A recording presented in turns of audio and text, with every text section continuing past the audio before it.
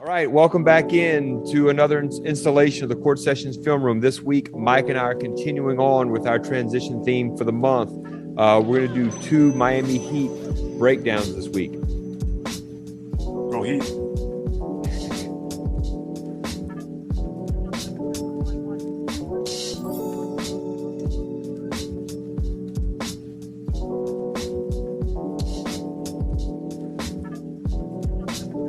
All right, Mike, what you seeing here? Well, I see him getting through the dead zone quickly, and the top wing is filled, the bottom wing is filled, and so Lowry is going to just trail into the slot and try and fill an empty spot, which is good, and they're doing it quickly.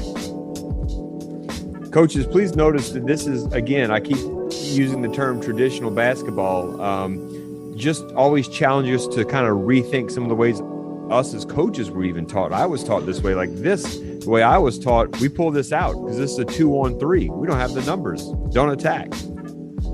Well, even here, 2-on-4, don't attack.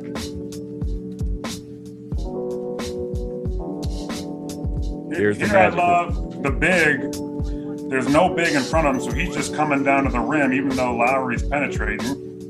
And what that really does is it sucks all 5 Suns in below the free throw line, into the paint, focused on the paint, looking at the ball, because the first job is to stop the ball. That's right. Yeah, and this is just, I mean, it's so amazing, right, Mike? I mean, we talk about this a lot, but again, the ball's really guarded by 5 people with their attention, 2 to 3 with their body, right? And this, again, looks like a pretty advantageous defensive position, but because of the spacing and because Lowry's playing off a 2 and can make a decision, there it is. There's a little thing here, Mike, I want everyone to see. And it's just so important, these little things that happen all the time. So right here, okay, Lowry off of 2 again. That's where we stopped it. This is just occupying Chris Paul, so he's kind of out of the play. You talk about the big hunting here, just kind of coming down. So it really is about here between Tucker and Hero. Now, Lowry is going to go out with the ball to the top to Tucker. And I don't know if it would have mattered because this is a lot of space for Bridges to have to cover. But Mike, watch on this pass what Hero does. Just that little push away kept Bridges from closing him out. And coaches, I want to point out an A-B decision here that you can teach your bigs. All right, our bigs are our hunters, and the first one's going and hunting the rim, and Tucker can just look ahead of him and see there's already someone there. So the second hunter has to be the trailer, the pressure release, the walking into a trail jump shot, which Tucker gets in this situation. But it's a really easy decision because, if 77 isn't ahead of him, Tucker's probably sprinting to the rim, or whoever your hunter is should be sprinting to the rim to rebound, to be available for a finish. But in this simple situation, it gives us excellent spacing because our stretchers are on either sideline. We have one hunter getting to the rim, the ball attacks the rim, and then our last guy is wide open in that trail position.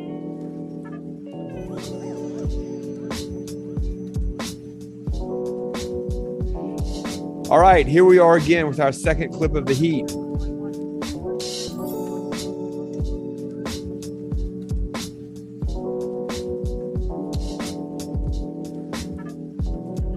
Okay, Mike, there's a lot here already. So ball's triggered by the live ball turnover, okay? Hero gets it. He gets it immediately to the pusher. The things I noticed right away, Mike, are 2 things. One, our first stretcher out here in Duncan Robinson gets wide to stretch, but keeps vision. Second thing I noticed is Tucker almost kind of like downshifts and lags back a little bit to let Booker go ahead of him so he can get wide and stretch, almost letting them lose him. Yep, just creating space by getting as wide as you can. Right. And then, kind of a unwritten rule principle, coaches and players, and it's not to the exact second, but it's close. is if you can get the ball inside the arc, however you do it, within 5 seconds, the defense probably won't be through the dead zone as a whole, and you'll get some form of an advantage. And here it is. He's inside the arc. Look, as simple as that is, just his toes, you see him inside the arc.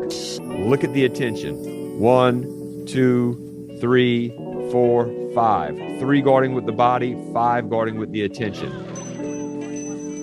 Stretchers out.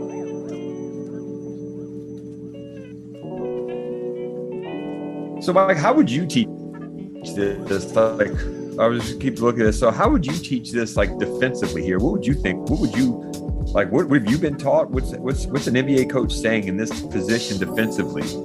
Right? I mean, I know you can't do it in the moment like a video game, but when this kind of stuff happens, like, what do you do? So, if you back it up, like the solution to this play is 3 seconds ago when Ayton didn't run. Like right now, he's got to sprint and get ahead of the ball. He's not really sprinting. Now it's done. It's over. Right now you're done. Yep. So now you got nothing. And so what it is Crowder's got to take this. Crowder's got to take 77, and then you give up a 3 to Robinson. But the real thing is we'll sprint to the free throw line, meet your man at the free throw line, and we're playing basketball. So imagine this. If Ayton had been in the paint, a couple things happened. One, Lowry's not able to kind of set this screen, even though he has the ball in his hand to occupy Ayton. 2, this slip here by the big doesn't happen.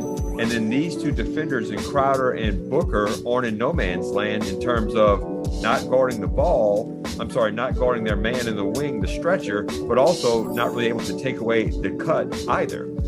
All that by 8. Again, coaches, like, it's trying to stress an A-B decision. Like, Lowry's pushing it through the dead zone now. 77 sees that there's no one in front of him, so he's getting to the rim. Now, he hesitates just to let Lowry come, and most of your players probably won't be as smart as Lowry. Lowry's intentionally setting a screen on Aiken right now and getting this dunk. So that's pretty damn impressive.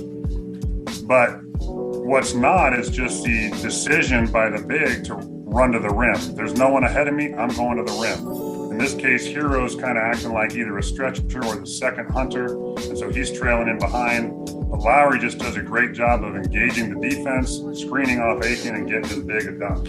I mean, you know, you and I talked about this one time when we watched this exact clip offline.